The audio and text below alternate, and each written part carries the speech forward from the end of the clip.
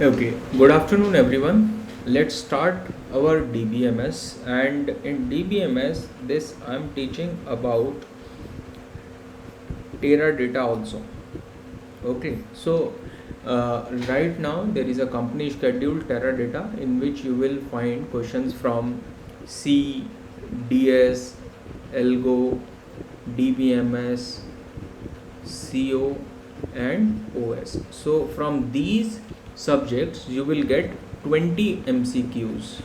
Okay, and in Teradata you will have first return round and then you will have set of interviews. And apart from that, in interview also they may ask you in many other companies about the DBMS. So we are doing DBMS review here.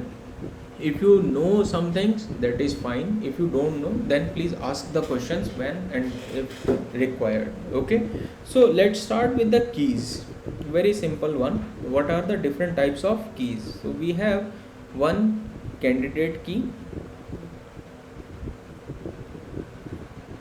we have super key, then we have primary key, and we have foreign key. These are the four types of keys generally used in DBMS. So what is candidate key? Minimal set of attributes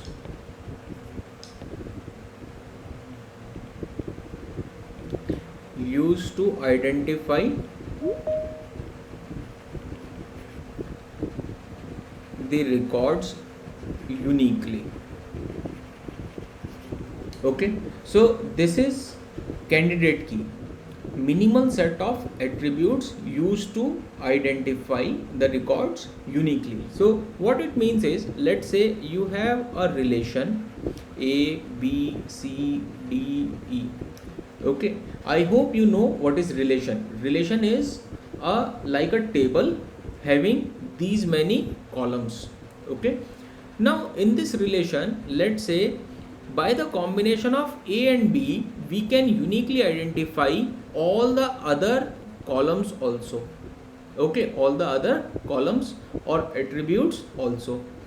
If I can do by using A also, if I can find out all the other attributes by using A also, then this is not minimal, because this is having B extra. By using A also, if I can do all, if I can find all the attributes, then AB is not minimal. Minimal is we cannot delete anything out of it. Okay, so minimal set of attributes used to identify the records uniquely. If you don't know, I'll tell you. Let's say this is A, B, C, D, E. These are my, let's say, table. For example, student. This is my table student. If by using A, let's say name and father name, by using name of student and father name of student, if I can find its branch, I can find its phone number, I can find its email ID uniquely, then name and father name is a candidate key. Okay, maybe there can be some enrollment number also in my list. Enrollment number is something different from this. I can have two or more candidate keys also in a relation. Okay, so you can also write down one or more candidate keys are possible for a relation. Okay, now out of this candidate key, if I select one, because I have one or more, if I have, let's say, 5 candidate keys for a relation and I select one out of them as a primary key, so any one candidate key can be chosen as primary key. So what is primary key? Out of multiple candidate keys, I can choose one as a primary key. For example, let's say there is a relation student and it is having enrollment number and roll number and name, and there are other things also. Now you know that by using roll number or enrollment number both, I can find the I can find the student uniquely. So both are candidate keys here, but one of them can be only candidate key, anyone. Okay. Yes, Asta, you have any question? Are you sharing your screen? Yes, screen is shared. You need to maybe join again. Okay, sir.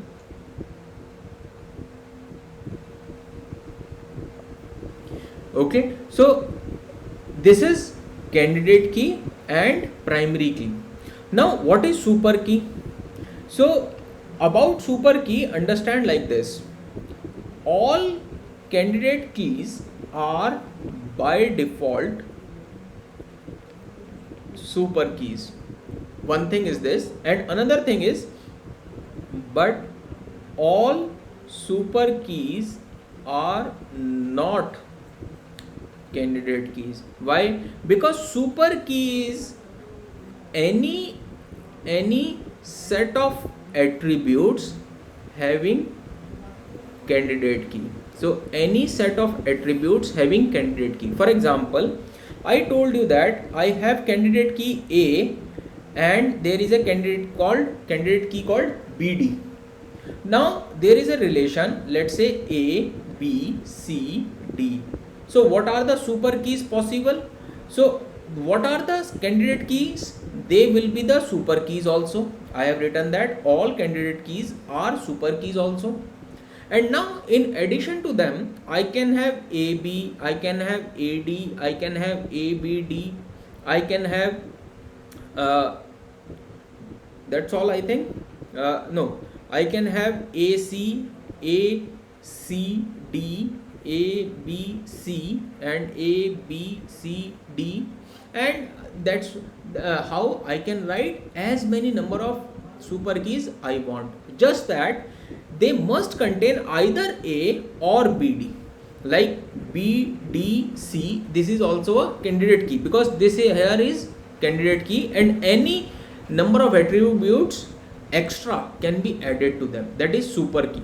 Okay, here this is candidate key, this is candidate key, this is candidate key, candidate key. Here this and this both are candidate keys. This is candidate key, and here B and D are also candidate key. So in addition to candidate key, if I add something, that something can be null also, because if I take care of A, here I have not added anything. Okay, I have not added anything, so this is also a super key, and if I add something also, then it also a super key. Now what is the difference? In candidate key I should have minimal set. In super key I can have candidate key as well as I can have any other key in addition, and that key can be null also. Okay, these three types of keys must be understood to everyone, because without using these concepts I will not be able to solve any question of normalization. If we want to solve the question of normalization, then we must understand these three keys most importantly. Okay, if you have any doubt in any of these keys, please ask now.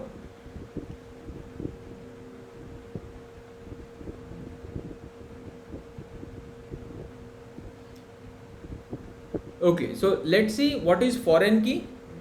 So foreign key is a key which is referred by some primary key in same or the other table or relation. Okay, what I mean is, let's say you have a relation student, here roll number and name and all the other personal details are written, and there is a, let's say, course as a relation, and you have course ID and roll number. let's say this is your two relations. This may not be a very good example, but let's try to understand from this.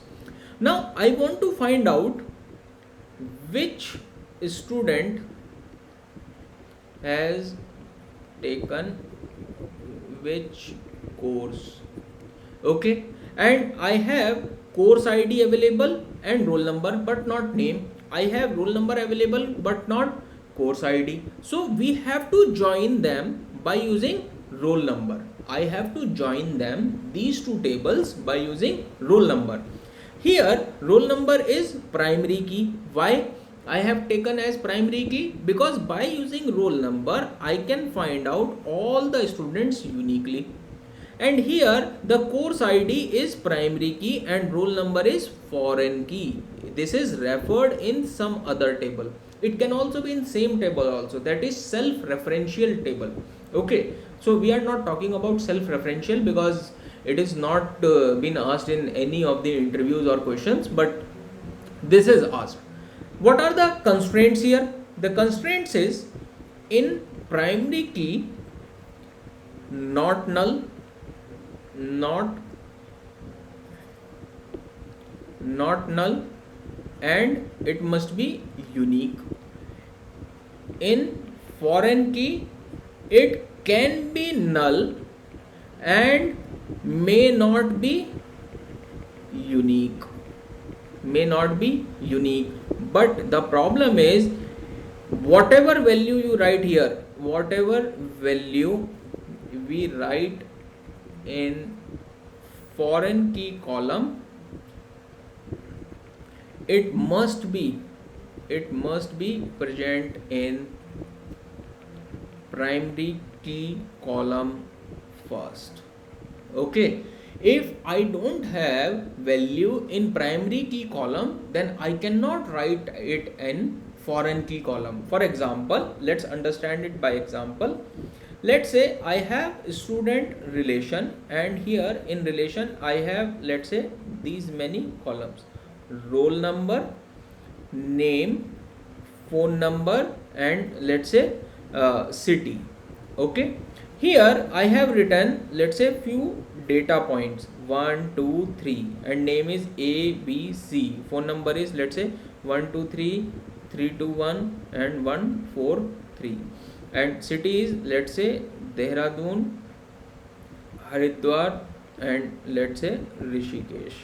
Okay, these are three data points available, and I have made one more table as course, and here I have course ID and roll number. I know that this is foreign key and this is primary key.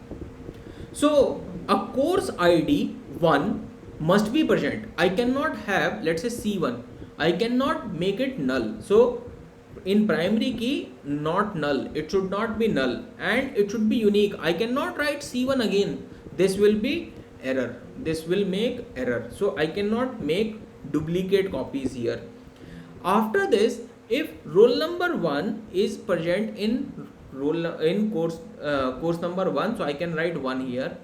Let's say there is some student roll number 4 which is having in course number 2, and I write 4 here, so it will be error. It will be an error. Why? Because I am writing 4 here, but I don't have any student having roll number 4 in my student table. So before writing 4 here, I need to write 4 or name and its detail here, then only I can write 4 here. Before that I cannot write it. So this is the problem. Okay, another thing is, if you don't know, let's say there is a course number 3 and I don't have any student here, so I can write null. So null is allowed. This is allowed.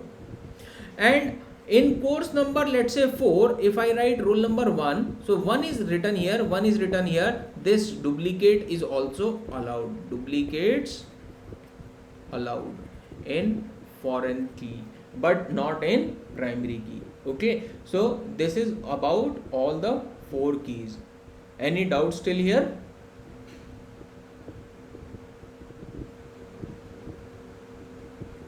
So Yes, so can I record the session?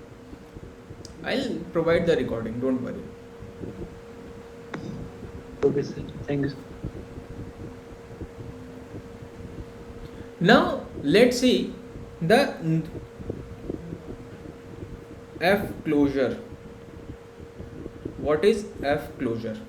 So in order to understand F closure, first of all understand there are something called FDs, functional dependencies. Functional dependency. Okay, what does functional dependency mean? Okay, now if I have x gives y, so that means x determines y. In order to understand it, let's take an example. P and Q are the column names and R is my, let's say, relation name. If I write 1 gives 2, 1 gives 3, 2 gives 3, 4 gives 3, and let's say 2 gives 4. This is available in my data. So can I say that P determines Q? Answer is no. How to know it, whether this functional dependency is correct or not? See, from 1, once I am determining 1 gives 2, and from 1 again I am determining 3. So on left hand side I am getting 2 different answer, which is not allowed. So from 1 I am getting 2 and from 1 I am getting 3, so this is not allowed. It should not be there. Here from 2 I am getting 3 and from 2 I am getting 4. This is not allowed. From 2 I am getting 3 and from 2 I am getting 4. This is not allowed. Although if I have written the data like this, PQ, 1 gives, let's say 2, 2 gives 2, 3 gives 4, 4 gives 4. Now if I say P determines Q, this is fine. Although here 1 gives 2 and 2 gives 2, but here the data is same, that is not our problem. Here the determinant is different. Understand like this. Let's say I am saying roll number and name. So roll number 1 is having name 2 and roll number 1 is having name 3. This is not possible. So this is why this is not allowed. Okay, from one roll number I cannot have 2 different names. This is not allowed. That's why this functional dependency is not correct in here. Whereas if I say roll number 1 is having name 2 and roll number 2 is having name 2, which is possible. 2 students can have same name but different roll number. So that's why from 1 I am getting 2 and from 2 I am getting 2. This is allowed. So this is the meaning of functional dependency. Now there are 3 types of functional dependency. The first type is trivial. The first type of functional dependency is trivial FDs. What is trivial FD? If you have x determine x, or if you have xy determines y, these type of functional dependencies are trivial. That means if you have left hand side intersection right hand side as part of left hand side, okay, if there is, or you can say that, or I can write like this: if R right hand side is a subset of left hand side, this is a subset of left hand side, this is a subset of left hand side, then such a type of functional dependencies are trivial functional dependencies. And anywhere in any question we don't have to worry about trivial functional dependencies. We will not look for trivial functional dependencies at all. Okay, we will not look for functional dependencies. We will not calculate the F closure of trivial functional dependencies at all. What are the other type of functional dependency? That is semi-trivial,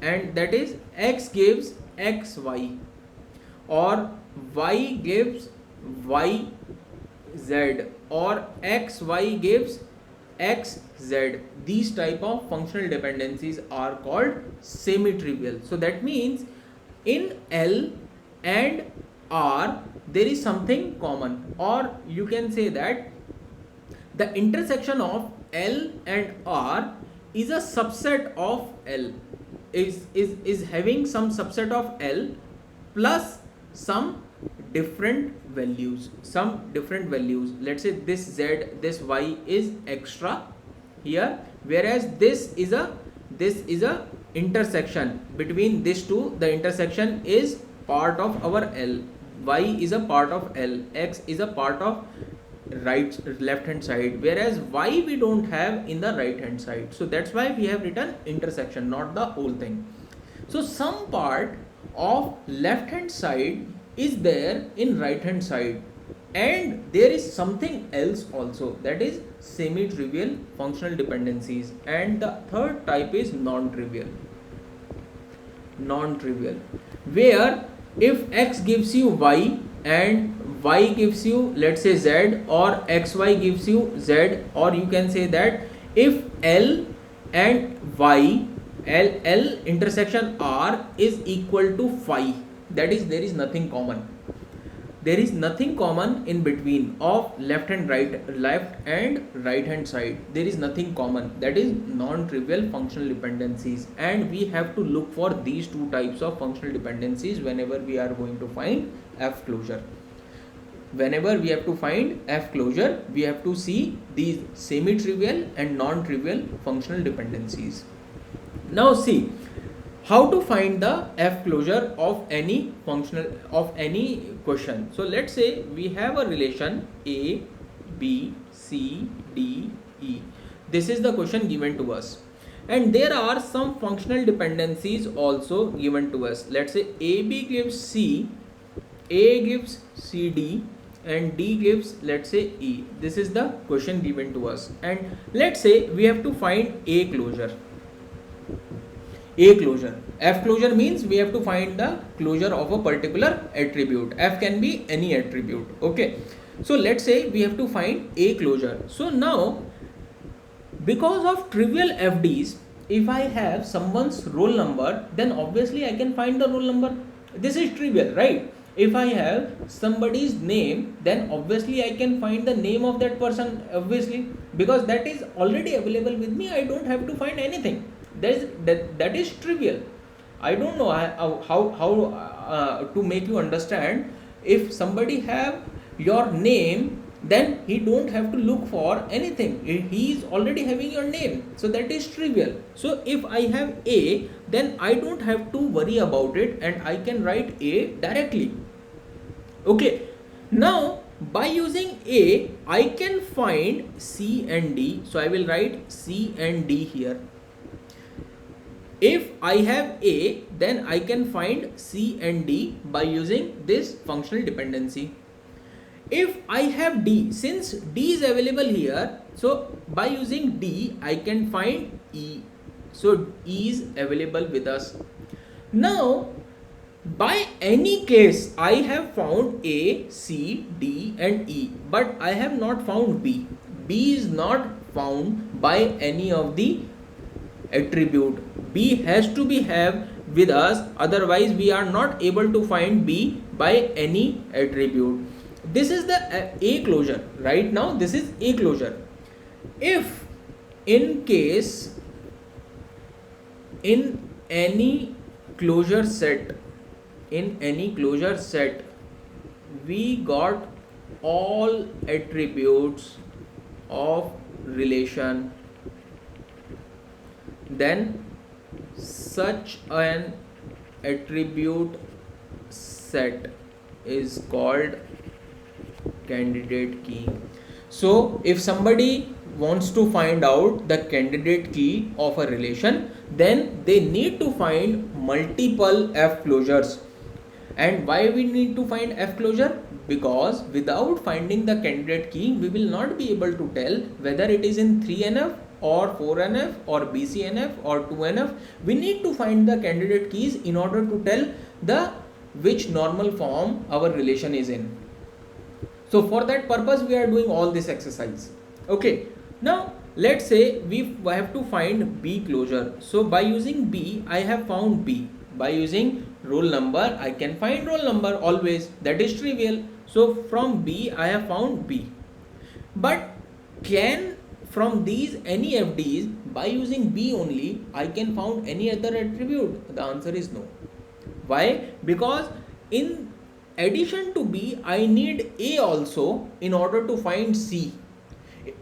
If I need C, then along with B I should have A also, otherwise I cannot find C. So alone B is not able to find anything. And now if I join these two things, I am able to see that I can find all the attributes available. See, I can find all the attributes available in my relation. So A B closure, if I find A B closure, then A and B can be find. A B, from A I can find A, from B I can find B. And now by using AB I can find C. From AB I can find C.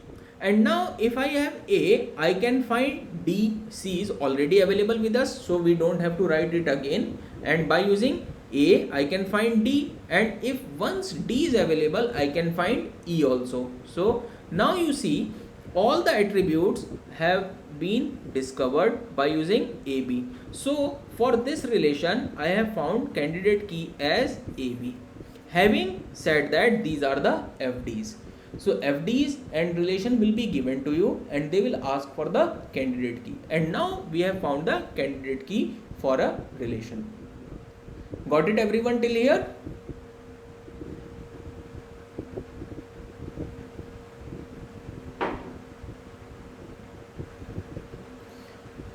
Any doubts?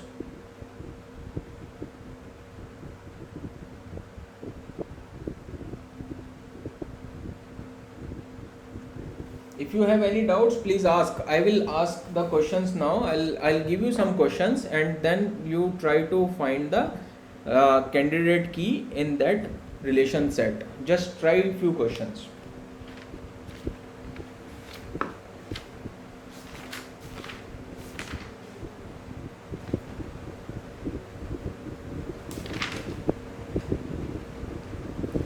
Let's say a very simple question.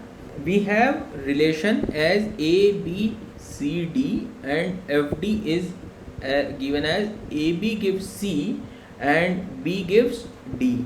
So what is the candidate key of such a relation? Can you tell me the answer?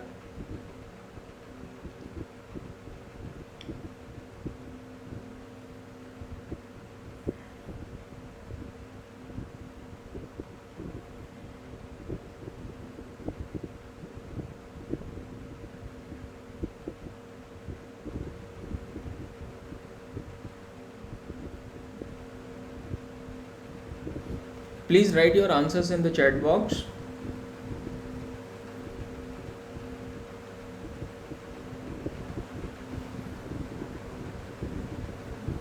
Yes, Rahul Singh is correct. The answer is AB. Now see how to find the answer in easy way. See here, on the right hand side I don't have A and B. On the right hand side I don't have AB available. So in order to find AB, they must be available with me. If I don't have any attribute on my right hand side, then it must be part of candidate key, otherwise I will not be able to find it. So let's start with the closure of AB only. So from AB I will get AB, and from AB I can find C, and from B, since B is available, I can find D. So I have got all the attributes by using AB. So the AB is my candidate key. Let's do another question. Let's say my relation is A, B, C, D and the FDs are let's say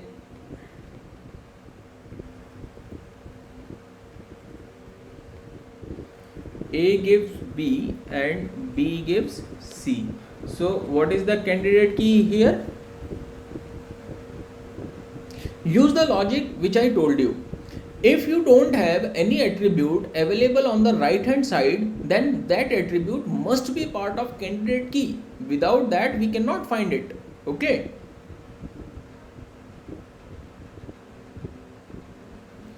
So Nitesh Kumar, the answer is AD. Not only A, because by using, see, if I find A closure, then I can find A. By using A I can find B, and by using B I can find C. But where is D? See, D is not available here. That is not equivalent to the relation given to me. So A cannot be candidate key. Now use that logic. Here on right hand side I don't have A and D available, so that must be part of our candidate key, without which we cannot find the candidate key. We cannot find the whole relation. So by using A and D, A is found. By using A I can found B. By using B I can found C, and D is already available, and now I got the whole relation. So the candidate key is A, D. Okay, let's do a little bigger question now. So let's say R is A, B, C, D, E, F. This is my relation, and functional dependencies are AB gives you C, CD gives you E, and DE gives you B. Let's say these are the functional dependencies. Now you have to find the candidate key. Now tell me the answer. What is the candidate key for this relation?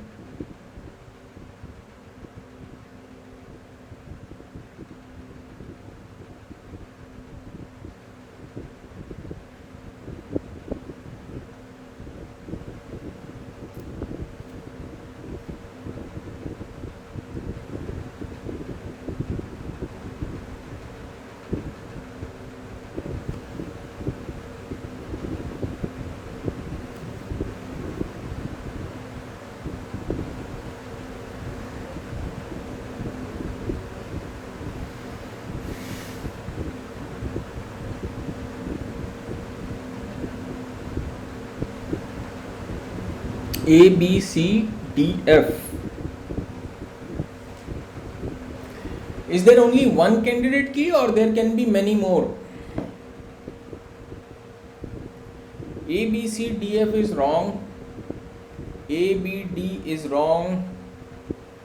A, B, C, D is wrong. A, D, F, C is right. A, D, F, C is right. A, B, D, F is right. So there are three candidate keys: A, B, D, F, then A, C, D, F, and A, D, E, F. So these are the three candidate keys which are possible here. Okay. Now see, if you find one candidate key and by using that only how to find other possible candidate keys, that's what I want to explain here. Okay, understand this. First of all, on right hand side I have C, I have E, I have B, but I don't have A, D and F. So I must have A, D, F in my candidate key. Let's find out the closure of this first of all. Okay, by using ADF I can find ADF always, but by using A I cannot find C because I need B. For E I need to have C. For this B I need to have E. I don't have any combination available here. So what should I do? I should have either B or C or E in my candidate key. So let's find out A, D, F, B. Let's say this. So I have included this B first of all. So what I do is, by using this I have found these many attributes already, and now by using AB I can find C. C is available.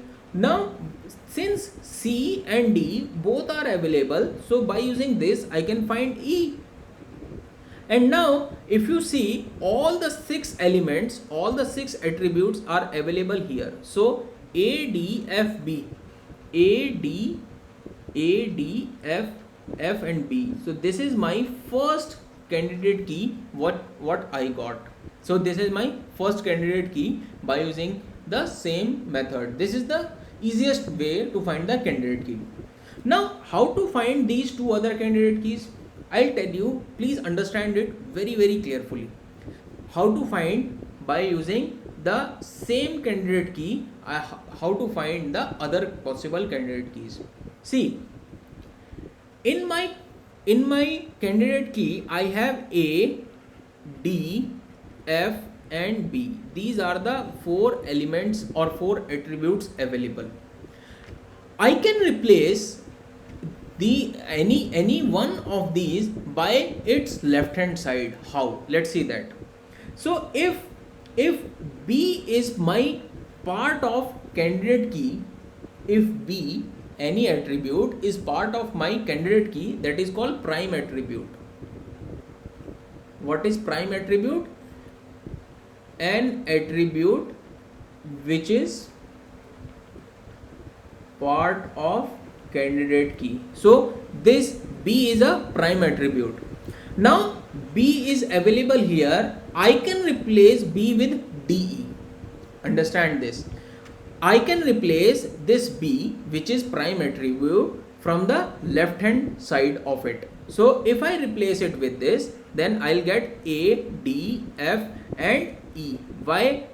Because D is already available. D is already available, so I don't have to write it again. I got A, D, F, E. So A, D, F, E is my this candidate key. I got it. How to find another candidate key? So now see this. E is my candidate, this E is my prime attribute. So I can replace this E with CD. I can replace this E with CD. So this A, D, F and C, because D is already available, so I have only replaced it with C, and this is the second candidate key. Now you may tell me, sir, replace this C with AB also. So I will get this one, which was the first I have found. So by using these replacement, I can find all the possible candidate keys available in my relation. Okay, got everyone? Got everyone? These three candidate keys are the answer for this question.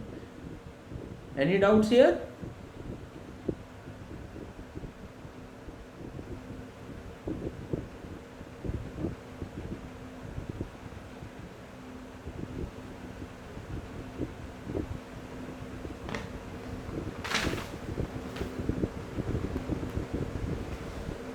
Can you do it for one more question?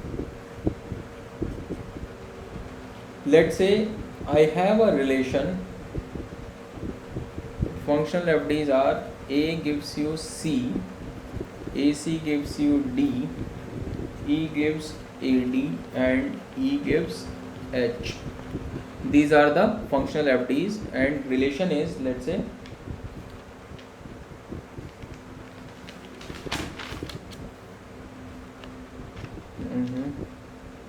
A, B, C, D, E, F, G and H. This is my functional FDs. Okay. Now can you find the candidate key for this relation? All the possible candidate keys.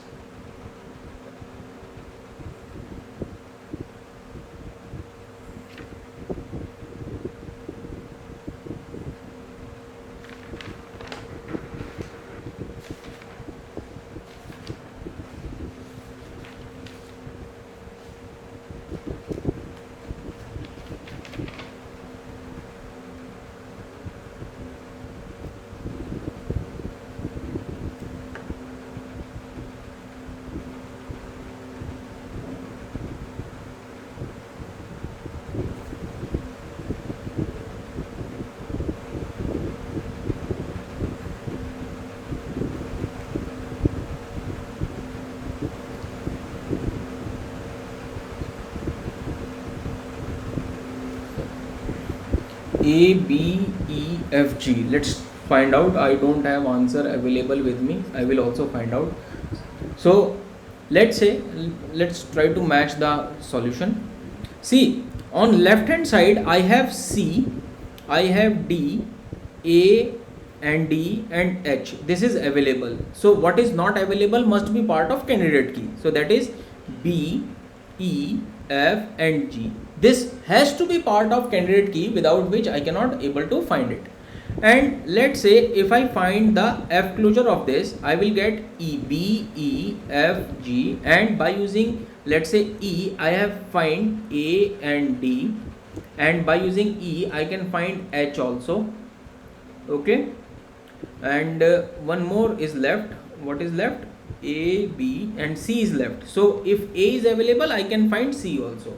So A, B, C, D, E, F, G, H, all the attributes are available by using B, E, F, G. By using B, E, F, G, I can find all the attributes. So now this is not candidate key, because part of this is a candidate key. A is extra here, so this is not minimal. Okay, so this is candidate key. Can I replace anything? So I cannot replace anything here, because I have found this B, E, F, G from the left hand side, from the right hand side only. So what is not available on right hand side, I have written those many attributes here.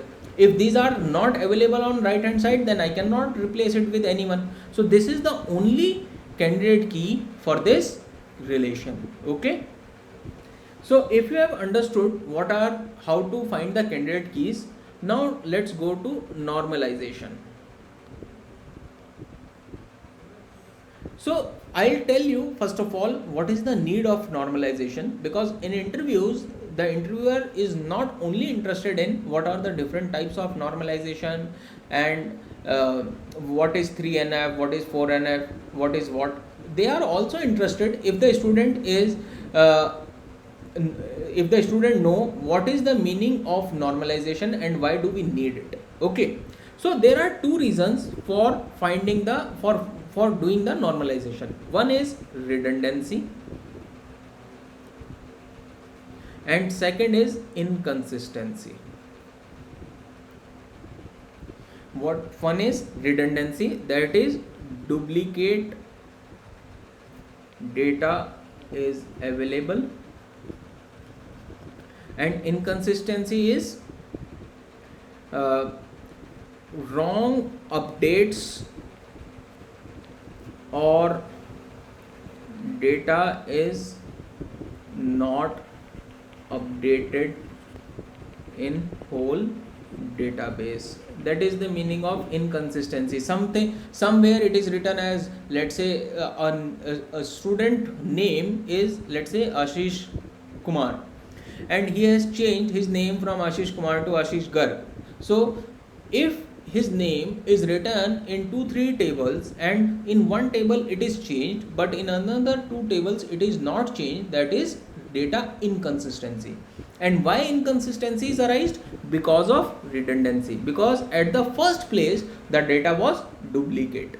If the data was not duplicate, then inconsistency was not available. So these are the two major reasons why we need normalization. I'll tell you an example. Let's say I have this table as roll number and name, and let's say this is a student table, and in which I have other columns also, 1, 2, 3, A, B and A. Let's say this is given. In some other table I have, let's say, course name, in which I have, let's say, course ID, course name, and someone has written here name of student and let's say roll number also. Someone has written, I don't know why, but someone has written like this. What happens here? Let's say, obviously it seems to be wrong, but this is what I want to show you, that this redundancy will leads to inconsistency, and because of these two only we need normalization. So let's say C1, course name is OS and name of student you have written as A, roll number 1. Let's say C2, course name is DBMS and you have written as B and roll number 2. C3, and let's say you have written here uh, let's say something CO and name A, roll number 3, and you have written like this. Now let's say student 1 wants to change his name. You may tell me, sir, name does not change. Let's take an example of phone number. If you don't want to take roll number and you have taken here instead of name, phone number was written. Phone number can be changed. So instead of phone number, let's say ABC, ABA. I am just taking an example. Numbers will not be in characters, but let's say, for example, here let's say student A wants to change his number from Z. So you have changed Z here, but not changed here. Now the data was duplicate, because of which, since the data was duplicate, it was present in two places at the first place, which was not primary key, and now because of this the data become inconsistent. At some place it is showing Z, at some place it is showing A. This is the problem, and because of this problem we need to divide this table into two tables. We need to divide such a table into two or more tables, and dividing the tables or dividing the relations into two or more relations is actually a process of normalization. So if somebody asks you why we need normalization, you must answer first of all these two words. One is because of redundancy and inconsistency. And what is normalization? A process of dividing relations into two or more relations is normalization. So I'll write it here also. A process of dividing relations into two or more relations to remove redundancy and inconsistency. We need normalization. So this question can be asked in interviews, and that's why it is very important. And now after answering this, what is normalization, why we need normalization, they will ask you what are the different kinds of normalization. So we have first normal form, that is 1NF, then we have 2NF, then we have 3NF, we have 4 normal form, and we have BCNF, that is Boyce code. I think the spelling of this is Boyce code normal form.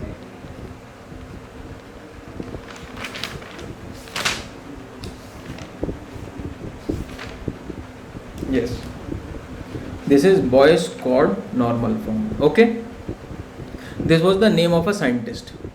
Now I'll tell you the first 1NF here today, and rest of these, all the normal forms, I'll teach you tomorrow. This is very simple. By default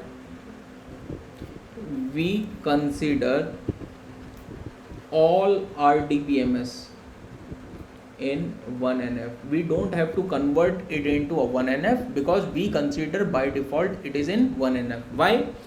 What is 1NF? If all the attributes are atomic. What is the meaning of atomic? Not composite, not multi-valued, then it is in 1NF.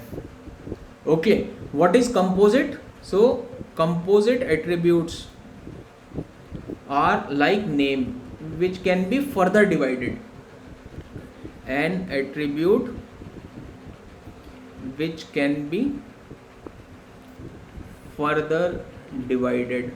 Let's say I can divide name into first name and last name. So this is composite attribute. Composite means which is a combination of two or more attributes, that is composite attribute. If you don't have composite attribute in your DBMS, if you don't have multi-valued attribute, that is, let's say phone number. So phone number is a multi-valued attribute. Why? Because a multi-valued attribute means an attribute having more than one value. So one student can have more than one phone number. So you cannot write two phone numbers in one cell. Okay, that is the meaning of it. So you cannot have like this: roll number, name, and let's say phone number. So this is, let's say, table student. So if student 1 name A having phone number 123, 321, so you cannot write like this. The comma values separated by comma is not available in our RDBMS. We cannot write a multi-valued attribute. What is the solution? Either you have to write phone number 1, phone number 2, phone number 3. But let's say out of 1000 students, only 2-3 students have 2 or 3 phone numbers. Rest all the students have only one phone number.